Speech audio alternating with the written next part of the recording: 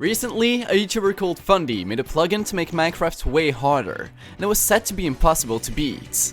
If you move, you die. If you stop, you die. Skeletons have lasers, creepers are fast, there are hostile axolotls and foxes that can kill you in 2 hits, getting wood will get you punished, eating is forbidden, touching or placing water kills you, you have to protect a dumb and weak cat all the way to the end, and the dragon is stupidly strong. No one would want to try and beat this. So, Fundy added a prize. Whoever was first to beat it would win $2,000. I hadn't uploaded for a while, and money tends to be useful. Here is my journey to rob Fundy. First, I had to find something that would give me an edge on everyone. I already had some simple strats such as tower and dig a hole to trap mobs, but that wasn't enough. So I checked the rules, and 2 things surprised me. You are allowed to have a friend with you, and most importantly, you can use a set seed as long as the end portal is not filled yet. That means I can start in a world I already know by heart, and follow a precise plan. All I needed now was a list of what I needed. Everything leads me to the end fight, so that's where the list starts. I will need blocks to tower to the crystals, which are protected by glass, invisibility potions to avoid the skeletons the dragon spawns, and a bow and arrows. To get to the end, I'll need leather boots to not burn in the nether, and ender eyes, which in this version have to be crafted not only with ender pearls and blaze powder, but also with lapis and ink sacs. As a speedrunner, I don't like mining or hunting. All I do is open chests and run.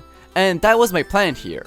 The seed I wanted would have a shipwreck with boots, lapis and carrots, as well as iron and wood. Close by, there would be a completable rune portal, leading into a bastion where I can trade for pearls, arrows, and even obsidian to nether travel. A crossbow would be in the chest. Then, in view distance, a fortress for the nether warts and blaze powder. Finally, I get the exact coordinates of the portal room divided by 8 to build my nether portal so that it gets me straight in. Finding such a seed would require weeks of world generation. Thankfully, there is a solution. Remember how speedrunners also use set seed to go fast? There is another category, about as popular, and it's called filtered seed. In this one, the runners use a site to only generate seeds they want. In my case, I used those 2, and I managed to find the dream seed. I was only 7 hours in, and I could already smell the money. But when I actually tried in survival, I quickly realized there were a lot of problems. And I mean a lot of problems.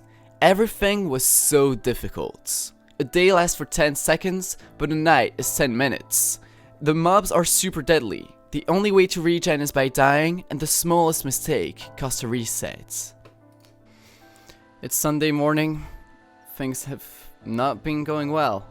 Survival is way harder than what I thought it'd be. I guess I can just find new solutions. I just found out that eating kills you. That's dumb. Fundy didn't mention it in his video. Mobs. Mobs are a pain. I can't do anything about it. And tomorrow is school. I won't have time at school. Oh my god. But in such a challenge, there is no time for laments. I was giving up, but suddenly, I got a glimmer of hope when I realized Fundy's weapon was a double-edged sword. As I was doing runs, I realized mobs never spawned on the first night, and when I understood why, I felt I truly could win. In Minecraft, there are different kinds of mobs, and depending on their nature, they share a different mob cap. The mob cap is the maximum amount of mobs you can have loaded in your world before it stops spawning more. So if I could fill this mob cap fast enough, no more monsters will spawn. Please give a round of applause for termites. In this difficulty, Fundy made it so breaking logs would spawn 50 silverfish named termites. If I break a log every time I load new chunks, the termites will fill the mob cap, and I will never have hostile mobs. That's when I realized I could use Fundy's plugin against him, and do things such as kill the cat to regen fast, or other crazy stuff I'll mention later. With that, I also changed my strategy from a shipwreck one to a village one. It's Sunday evening, let's see what I can do.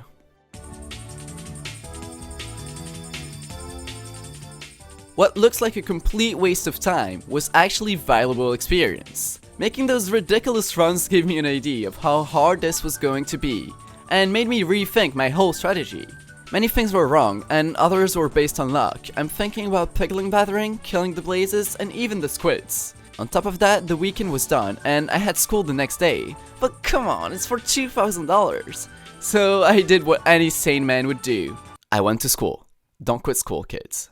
Anyway, that gave me plenty of time to think, and every break I got was spent playing this game. But this time, with a new plan. With 1.17, piglins became worthless, so I'm still gonna get gold in the bastion, but I'm gonna use it to trade with a villager. For the squids, I'll get them in a dry river, but that's the easy part. With all of this, I completely forgot about one thing I needed. Invisibility potions. I thought I was in the clear with my golden carrots. However, the recipe is not that simple. I needed a fermented spider eye. Usually, that would be super easy to get. But in this difficulty, spiders have all been replaced by axolotls. Therefore, I had to think of another way to get my hands on this eye. And the only one left was in the desert temple chest. That was a new thing to add on my list of structures required for a perfect seed, and I would need hours to find it. In the meantime, other people were joining the competition, and while they were trying, I was at school. On top of that, I still had no confirmation my plan would work, and I had never reached the blaze spawner. But I'm stubborn, and like the world wanted me to go on, I got the perfect seed almost. in less than an hour.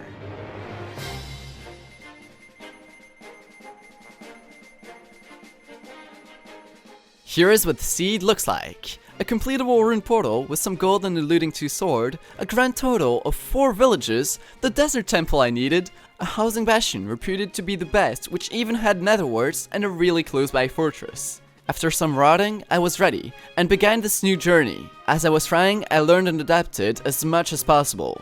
Can't make a proper 2-block tower? Add a grid to the ground. Struggle with the cat being dumb? Make it sit in strategic positions. Was cool, I couldn't do as many attempts as I wanted to. But I was getting there, and for the first time, during Monday's night, I arrived at the blaze spawner.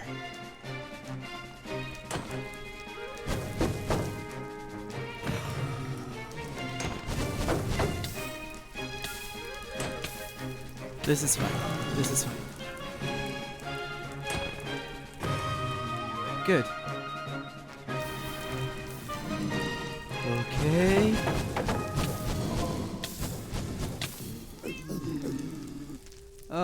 Following this incident, I asked my friends for advice, and I got great ones. Thanks Nettie, Ray and Casey for the support. For the blaze fight, I would now get 1 blaze rod to make a fire res potion, with it and the magma cream I took from the bastion. If you didn't know, you're pretty much invincible with fire resistance against blazes, unless they are too close. With that out of the way, I even managed to enter the end for the first time on Tuesday, but I had not brought trapdoors, which got the best of me. You'll understand later. Sadly, I lost all my footage for Tuesday, but it was overall pretty good. And with Wednesday being a short school day, I was 100% sure I would beat it on this date. I'll let you judge by yourself.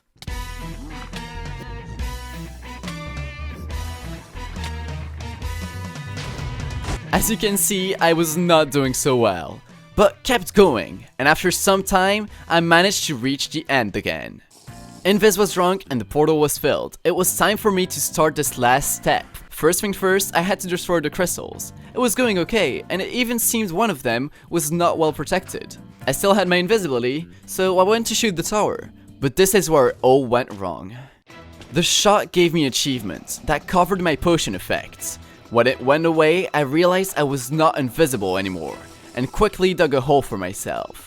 When I felt safer, and after a sip on that invis spot, I dug a trap to neutralize any skeleton that would still be angry at me. Then, I broke a block to the surface. At that exact moment, the dragon got an angle on me, and in a fraction of a second, shot his breath right into my direction. Scared, I instantly blocked off the hole, but it was already too late. There was no escape to be found. This trap indeed got a skeleton, and it was mine. Losing that Minecraft life made me lose hope. The next few runs were catastrophic. My sanity was in danger. That sums up Wednesday. The very day that was supposed to be the one showed no progress. People seemed to be trying the same thing as me in different ways, and it wouldn't take long before they beat it. Thursday was gonna be filled with school. except for the evening. If I failed then, I would completely give up. This was my last chance, my last run. Let's see the run in details. This run was like any others, except for one thing. I was in a call with friends. Now they were saying stupid stuff, but it was really motivating.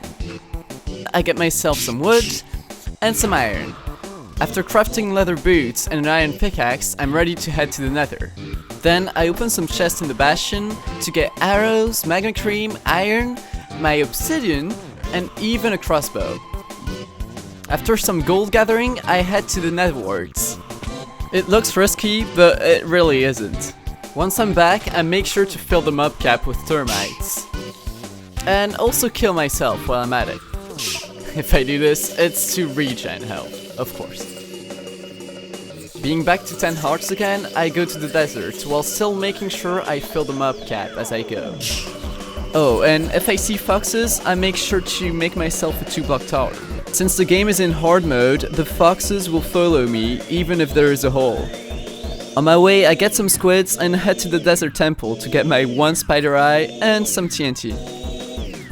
I swear this guy lost his sanity. Look at how fast he goes. So far, the run was going great, and if I was to lose, at least I had a lot of fun. Yes, guys. Today, my axolotl friend is trying to beat Impossible on Minecraft, and it was hilarious. Okay, no. No. Guess who they're jumping? Guess who they're jumping? Yeah, What are they they're doing? just hunting for better food than me. No, You're not. you're not good enough, Yaxolotl. Your turn to play it on the guitar now. Oh And no! sing. Oh no. Wow! Good guitar skills. After this, I went back to spawn and killed myself, aka regen. I need to trade now! Yeah. Wait, that was so fast? That was so fast. Yeah, That was really. ultra fast! What? No! I need to get the carrots. Yeah, there were no carrots in this village, so I had to walk a pretty long way just to get a singular vegetable. Before trading, I had to regen health, but as I was going back to spawn, I didn't place enough logs to summon silverfish. There are monsters. Oh, Okay. oh. Don't worry, Excellent. not too bad. Don't kill it. That's your. I need to kill them! They want to kill me! It's either... It's invisible. As if the game wasn't hard enough, there were occasions where invisible mobs were spawning. Here? Oh, here! The only way to get them is to tower and scan the zone with your crosshair. When you see this icon, you can hit them until they die. I Wait, swear! how strong is that? Whew. That was definitely scary, and seeing how well everything was going, I started having the nerves. Now it was time for trading. The cleric is great because he has redstone, which I can use to up the length of my potions, and lapis for the ender eyes. Here I can use Fundy's plugin to my advantage. Since a day lasts for 10 seconds, you can reset villagers' trades super fast. This makes it really easy to level up villagers. The last thing I want from him is ender pearls, but there is a chance he gives me bottles instead. Yeah. Nice. Okay, moment of truth. Yes! Yeah. You're superb. You're wonderful, little Super. villager. We're good, Stoof. Is that a happiness moment? Yes. Yeah. Nice. If it failed, I would have played this. After getting some arrows and blowing up houses to get beds, everything was ready. It took me 15 minutes, but my inventory was done. And so was I. Everything was here. My weapons, my potions, my tools, my backups, everything.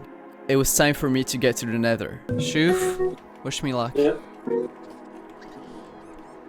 All my love.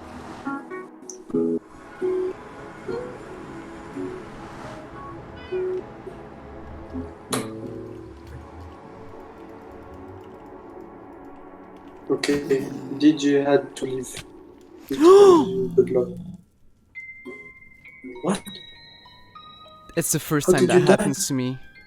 I don't care how or why I died. What I needed now was to get my stuff back and fast. One problem though, if you're in the Nether, you'll burn unless you wear leather boots. And in that case, I had nothing but wood. It's in those situations that you can tell the difference between a good and a bad speedrunner. I needed leather boots, but I took all of them with me, and there were no cows around. Thankfully, I found a solution. When a fox appears, it has a 20% chance of holding leather. If I kill them using gravel and get lucky enough, I will get enough leather to make myself boots. Yes, yes, yes! After some crafting, I came back to take my stuff. I recovered everything and instantly came back to the overworld to regen health. After what, I got ready again, but with a fear. This time, if I died in the Nether, I had no way of recovering. Let's do this. Okay.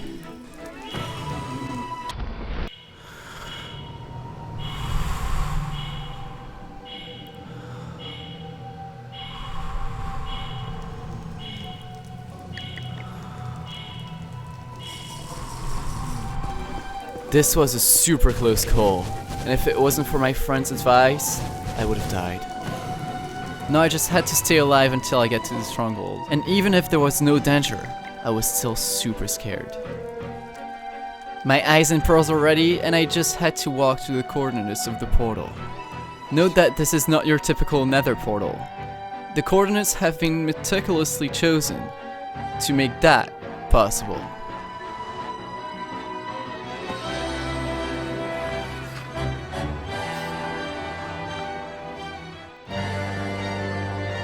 Yes! Okay. My run was actually going somewhere, and I made sure to not forget about anything. I had regen, set my spawn point again, and all my inventory was organized. All I had to do now was to beat the dragon.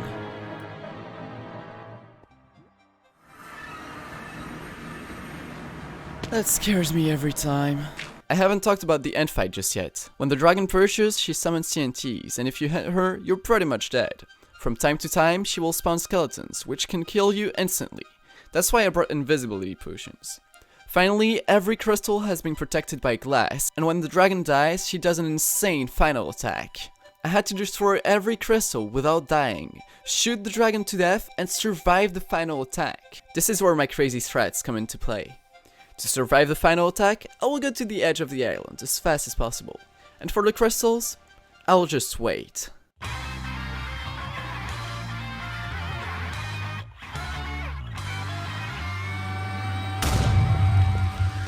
In this difficulty, Fundy decided you will die if you stop moving.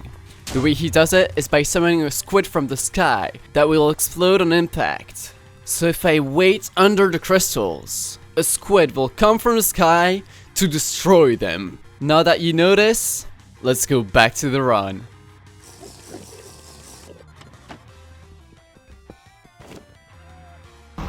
First crystal down, 9 to go. That was the 6th one, and I started to think I actually had a chance. But that didn't last for long. Usually Invis protects me from skeleton, but this one was dropped right on me. Thankfully, by some miracle, the skeleton despawned, therefore letting me get my stuff, die a second time, and get my stuff again. I then proceeded to destroy the last 4 crystals, and started shooting the dragon. To dodge the breath, I just had to tower a few blocks. Nah, the only skill required were patience and self-control.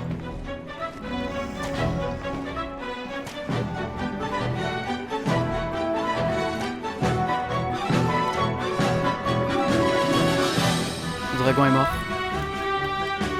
Non. Ok. T'es dans le portail? Attends. Je m'y rends. Ouais. Je m'y rends. Oh mon dieu. Oh mon dieu. T'as fini? Attends.